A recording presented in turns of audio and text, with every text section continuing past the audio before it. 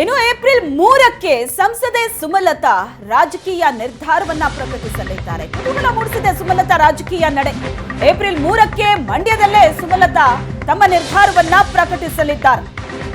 ಬೆಂಬಲಿಗರ ಸಭೆ ಕರೆದು ಬೆಂಬಲಿಗರಿಂದ ಸಲಹೆಯನ್ನ ಪಡೆದಿದ್ದಾರೆ. ಆದರೆ ನಿರ್ಧಾರ ಇನ್ನೂ ಕೂಡ ಸ್ಪಷ್ಟಪಡಿಸಿಲ್ಲ. ಏಪ್ರಿಲ್ 3ಕ್ಕೆ ಮಂಡ್ಯದಲ್ಲೇ ಸುಮಲತಾ ಮುಂದಿನ ರಾಜಕೀಯ ನಡೆ ಏನು ಅನ್ನೋದು ಗೊತ್ತಾಗಲಿದೆ. ಮಂಡ್ಯದಲ್ಲೇ ನಿರ್ಧಾರವನ್ನ ತಿಳಿಸ್ತೀನಿ ಅಂತ ಹೇಳಿದ್ದಾರೆ ಸಂಸದೆ ಸುಮಲತಾ. ನಿನ್ನೆ ಬೆಂಬಲಿಗರ ಅಭಿಪ್ರಾಯವನ್ನ ಕೇಳಿದ್ದಾರೆ ಸುಮಲತಾ. ಪಕ್ಷೇತರರಾಗಿ ಸ್ಪರ್ಧೆ ಮಾಡುವಂತೆ ಬೆಂಬಲಿಗರು ಪಟ್ಟು ಹಿಡಿದಿದ್ದಾರೆ. ಬೆಂಬಲಿಗರ ಒತ್ತಾಯಕ್ಕೆ ಮಣಿದು ಪಕ್ಷೇತರರಾಗಿ ಸ್ಪರ್ಧೆ ಮಾಡ್ತಾರಾ? ಮೈತ್ರಿ ಅಭ್ಯರ್ಥಿ ಕುಮಾರಸ್ವಾಮಿಯನ್ನ ಬೆಂಬಲಿಸ್ತಾರಾ ಸುಮಲತಾ? ರಾಜಕೀಯ ನಡೆ ಇನ್ನೂ ಕೂಡ ನಿಗೂಢವಾಗಿದೆ.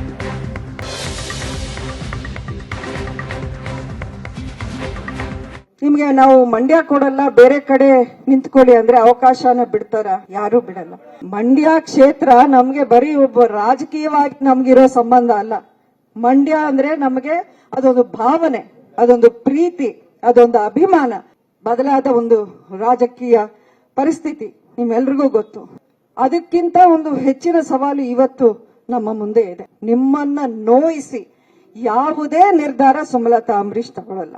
ನಾನು ಇದರ ಬಗ್ಗೆ ಒಂದಷ್ಟು ಚರ್ಚೆನ ಮಾಡಬೇಕು. ನಾನು ಏನೇ ನಿರ್ಧಾರ ತಗೊಂಡ್ರು ನಾನು ಮತ್ತೆ ಹೇಳ್ತಾ ಇದ್ದೀನಿ, ನಿಮ್ಮನ್ನ ನೋಯಿಸುವಂತ ನಿರ್ಧಾರ ಯಾವತ್ತೂ ನಾನು ತಗೊಳ್ಳಲ್ಲ. ಇವತ್ತಿನ ದಿನ ನೀವೆಲ್ಲರೂ ಬಂದಿದ್ದೀರಾ, ಅದಕ್ಕೆ ನಾನು ಆ ಕೃತಜ್ಞತೆಗಳನ್ನು ಹೇಳಬೇಕು ಅಂತ ನನ್ನಲ್ಲಿ ಆ ಮಾತುಗಳೇ ಇಲ್ಲ. 3ನೇ ತಾರೀಕು ನಾನು ಮಂಡ್ಯದಲ್ಲೇ ಸಭೆ ಮಾಡ್ತೀನಿ.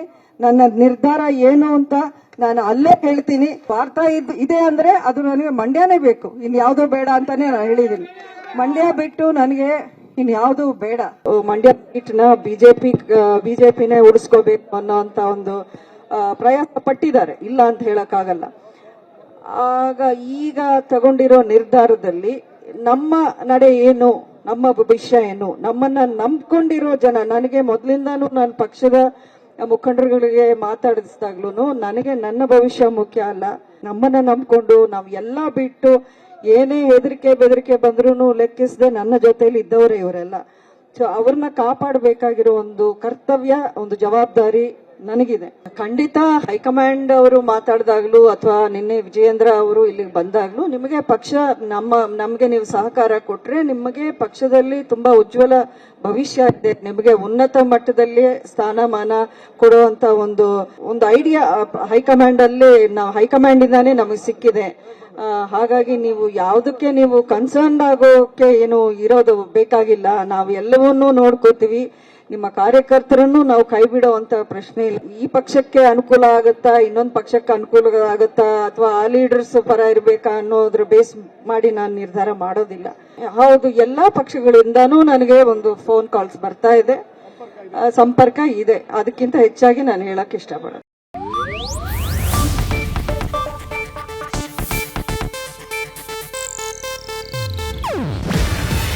ಇದು ಏಷ್ಯಾನೆಟ್ ನ್ಯೂಸ್ ನೆಟ್ವರ್ಕ್ ಪ್ರಸ್ತುತಿ. ನೀವು ನೋಡ್ತಿದ್ದೀರಾ ಏಷ್ಯಾನೆಟ್ ಸುವರ್ಣ ನ್ಯೂಸ್.